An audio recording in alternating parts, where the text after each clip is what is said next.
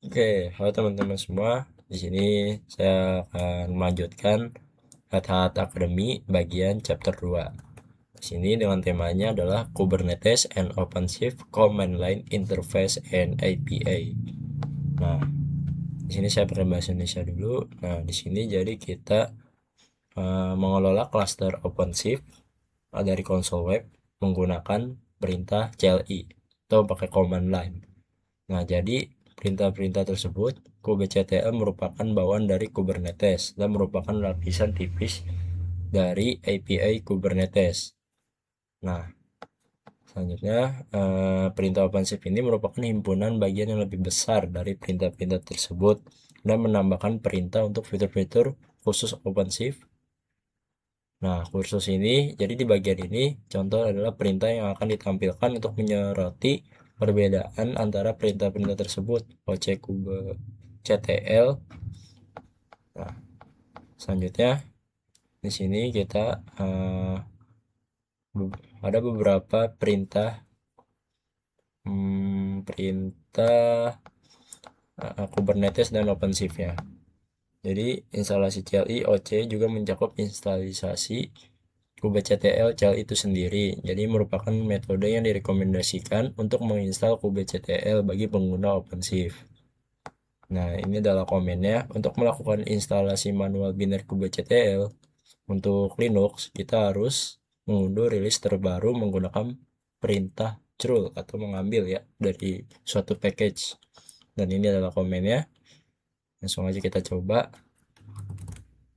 Kita ke sini.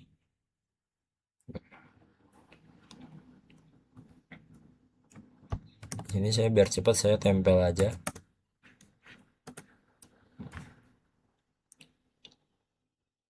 Oke, kita kirim.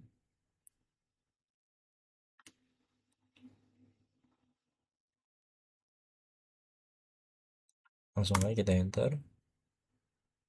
Oke, di sini udah berhasil. Kemudian kita harus mengunduh file kubectl checksum dan validasi kubectl bina tersebut terhadap file checksumnya. Caranya kita jalanin komen ini, lalu kita salin.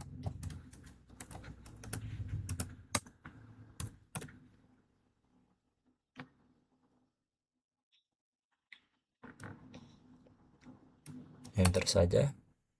Oke, sudah berhasil. Lalu kita cat itu artinya membaca suatu isi file. Nah, jadi kita baca dulu isi file yang kita download dengan perintah seperti ini.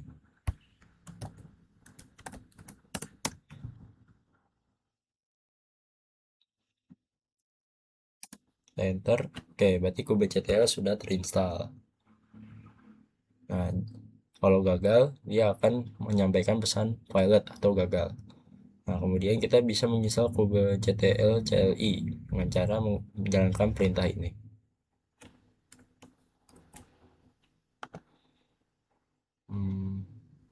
Ke sini.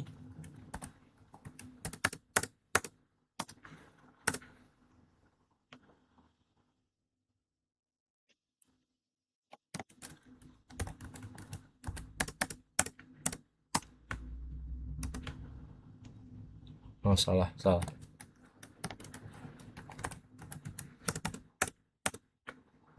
Kita send.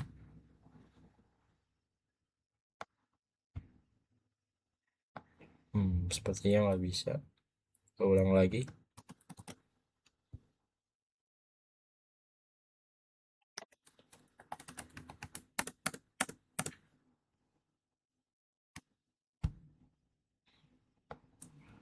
Ini ada sedikit error, jadi kita ketik aja langsung.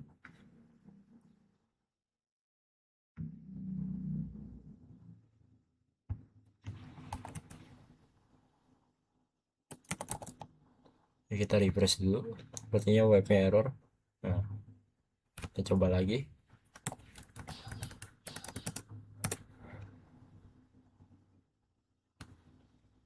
Oke, masih nggak bisa.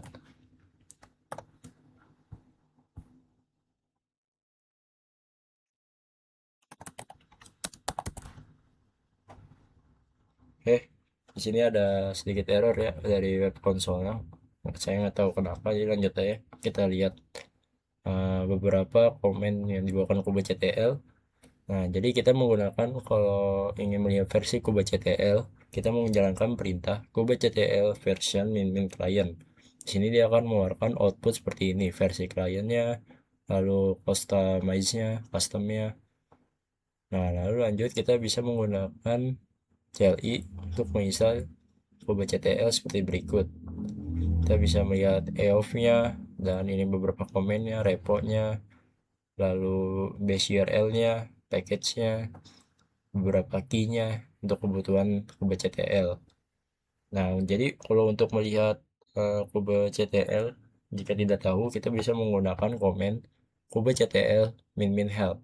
Di sini tujuannya adalah untuk melihat semua penggunaan command line dari kubectl-nya. Nah, di sini kita menggunakan min help dengan perintah apapun untuk melihat informasi detail tentang perintahnya, termasuk tujuannya. Lalu lanjut memberikan, lalu di sini ada kubectl create min help.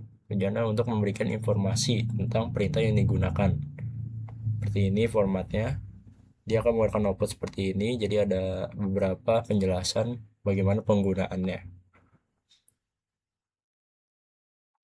Nah, jadi di selanjutnya ada kubectl menggunakan banyak komponen sumber daya untuk mendukung aplikasi. Nah, perintah ini digunakan untuk memberikan informasi detail tentang atribut dan sumber daya tertentu.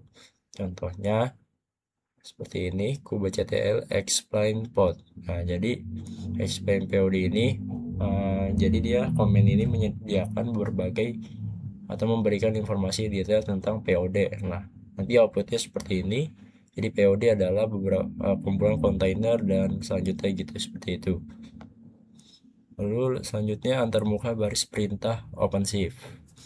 Kita bisa mengunduh OC CLI dari konsol web OpenShift untuk memastikan bahwa alat CLI kompatibel dengan cluster RHOCP. Nah, cara buka bantuan, alat baris. Nah, menu bantuan ini diwakili oleh sebuah icon konsol web, menyediakan beberapa opsi untuk instalasi untuk OC client seperti unduhan untuk sistem operasi berikut. Untuk Windows, Mac Linux, lalu ada sistem ARM 64 Linux dan Mac.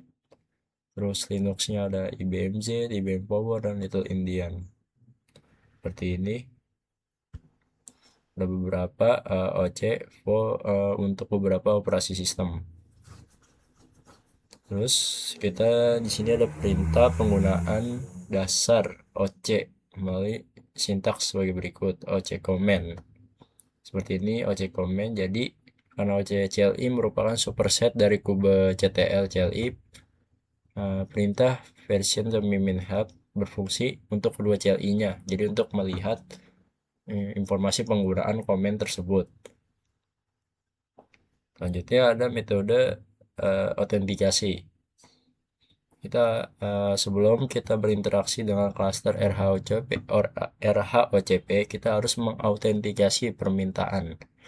Lapisan autentikasi ini mengidentifikasi pengguna yang terkait dengan permintaan ke API RHOCP. Setelah autentikasi lapisan otorisasi menggunakan informasi tentang pengguna yang diminta untuk menentukan apakah permintaan tersebut diizinkan. Pengguna di OpenShift adalah entitas yang dapat mengirim permintaan ke API RHOCP user. Objek RHOCP ini mewakili aktor yang dapat memberikan izin ke dalam sistem dengan menambahkan peran ke pengguna atau ke grup pengguna. Jadi ada beberapa tipe pengguna yang mungkin ada. Yang pertama ada pengguna reguler. Jadi sebagian besar pengguna RHOCP ini interaktif diwakili oleh tipe pengguna user. Objek RHOCP ini mewakili pengguna biasa. Lalu ada pengguna sistem. Jadi pengguna sistem ini adalah yang mengatur infrastruktur menggunakan pengguna sistem untuk berinteraksi dengan API secara aman. Beberapa pengguna sistem dibuat secara otomatis, termasuk administrator cluster dengan akses ke semua hal. Secara default, permintaan yang tidak diautentikasi menggunakan pengguna sistem anonim. Lalu ada akun layanan atau service account. Jadi objek tersebut mewakili akun yang memungkinkan aplikasi untuk mengakses API tanpa berbagi kredensial pengguna biasa. Terus selanjutnya kita disuruh gunakan OC login ini untuk mengautentikasi permintaan kita, dimana kita bisa login dengan komen yang kita jalankan. Perintah OC login ini mendukung beberapa metode autentikasi. Nama ada autentikasi, nama pengguna, dan kata sandi. Sintaks untuk autentikasi nama pengguna dan kata sandi adalah sebagai berikut.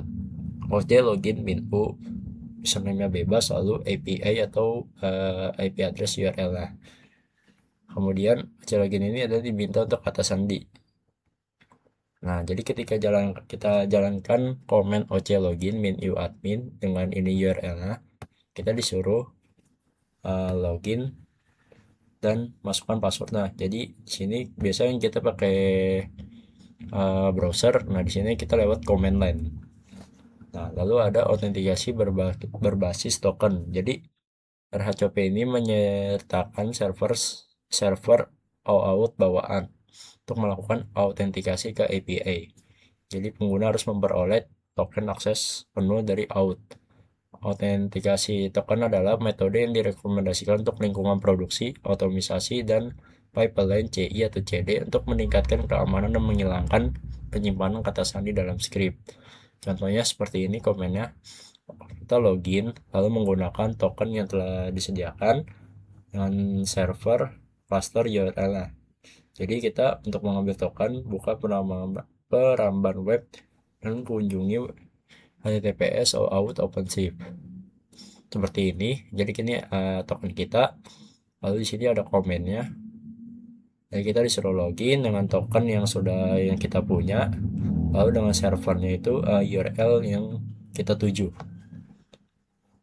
Lalu ada autentikasi web. Kita bisa menggunakan opsi min web untuk masuk cluster dengan menggunakan peramban web sebagai berikut. Contohnya komennya seperti ini, OC login min web API URL. Jadi perintah ini membuka jendela browser ke halaman autentikasi OpenShift untuk masuk dengan nama pengguna dan kata sandi kita. Contohnya seperti ini, OC login min u admin, lalu dia seperti yang kita coba di chapter 1, min u admin, lalu dengan passwordnya seperti ini dengan URL ini. Namun yang kita jalankan itu ternyata tidak aman dan RH tidak merekomendasikannya untuk lingkungan produksi. Karena itu di lingkungan produksi gunakan metode yang lebih aman seperti autentikasi menggunakan berbasis token. Lalu ada mengelola sumber daya di barisan komando. Setelah melakukan autentikasi ke cluster RHOCP, kita dapat membuat sebuah proyek dengan perintah OC new project dengan perintah tersebut. Nah, perintah tersebut dia menyediakan isolasi antar sumber daya aplikasi kita. Proyek adalah namespace Kubernetes dengan anotasi tambahan yang menyediakan cakupan multi-tenants untuk aplikasi. Ini adalah komennya. OC new project my app. Jadi kita membuat sebuah project baru dengan nama my app. Lalu ada OC cluster info. Nah, ini adalah untuk mencetak alamat control plane dan layanan cluster lainnya. Lalu perintah ini juga memperluas output untuk menyertakan detail berguna untuk mendebug masalah cluster. Contohnya seperti ini, OC cluster info. Outputnya akan seperti ini. Nah, jadi control panel Kubernetes itu berjalan di URL seperti ini. Lalu OC API versi. Jadi ini perintahnya untuk mencetak versi API yang didukung pada server dalam format, group, atau version. Contohnya adalah contoh grupnya seperti ini dan versinya v1. Ketika kita jalankan, kita akan mendapatkan output seperti ini, versinya dan grupnya. Lalu OC untuk operator cluster. Nah, berfungsi sebagai fondasi arsitektur untuk RHOCP. Nah, RHOCP ini menginstal operator cluster secara default. Jadi kita disuruh gunakan OC get cluster operator. Nah, di sini contohnya OC get cluster operator. Dia akan outputnya akan seperti ini. Nah, kita akan mendapatkan nama versi tersedia, lalu autentikasinya, benar salahnya, dan lain-lain. Lalu ada get OCP. Jadi perintah ini untuk mengambil informasi tentang sumber daya dalam proyek yang dipilih. Umumnya perintah ini hanya untuk menampilkan karakteristik terpenting dalam sumber daya. Contohnya OC get POD. Jadi kita bisa lihat tentang POD-nya, nama statusnya siap atau tidak, lalu ada API-nya berjalan di detik berapa dan lain-lain. Lalu ada OC get all. Nah, ini perintah untuk mengambil ringkasan sumber daya terpenting dalam sebuah proyek. Jadi perintah ini akan mengulang melalui jenis sumber daya utama untuk proyek saat ini dan mencetak ringkasan informasinya. Ketika kita jalankan OC get all, kita akan mendapatkan semua informasi yang sedang kita jalankan seperti ini. Lalu ada OC describe untuk mengambil informasi tambahan. Jadi dia lebih detail karena kita mendeskripsikan dari POD yang kita jalankan. Contoh seperti ini. OC describe POD MySQL, terus nama ininya, nama filenya. Nah, di sini dia akan di deskripsi bagian yang kita tuju, yaitu namespace-nya ini, prioritas, pelayanannya, dan lain-lain.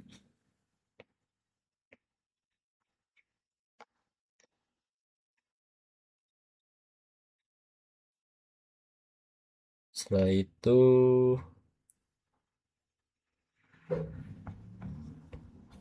get all, lalu ada OC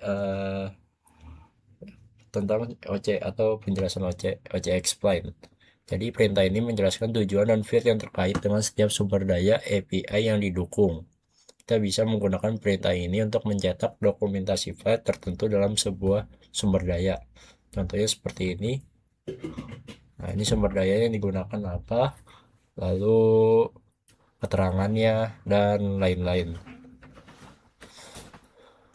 Lalu ada create OC. Jadi perintah ini dibuat untuk sumber daya RHOCP di project saat ini. Perintah ini membuat sumber daya dari definisi sumber daya. Contohnya komennya seperti ini. Nah, berarti kita OC create min f POD YAML. Berarti POD yang kita buat sudah berhasil dibuat. Status OC. Ini memberikan gambaran umum tingkat tinggi tentang proyek saat ini. Perintah ini menampilkan layanan penyebaran konfigurasi build dan penyebaran aktif informasi tentang komponen yang salah. Jadi ketika kita jalankan OC versionnya, kita akan OC statusnya kita akan melihat apakah dia running atau disable atau mati. Lalu ada delete OC, gunakan untuk menghapus sebuah POD. Jadi udah kelihatan ya delete, berarti dia menghapus. Contohnya seperti ini, OC delete POD yang kita dihapus, nah dia akan terhapus. Ya, sekian dari materi yang disampaikan pada bagian chapter 2 antarmuka baris perintah dan API Kubernetes dan OpenShift. Nah, di sini selanjutnya ada di bagian labnya. Karena durasinya cukup lama, saya akan lanjut di part selanjutnya.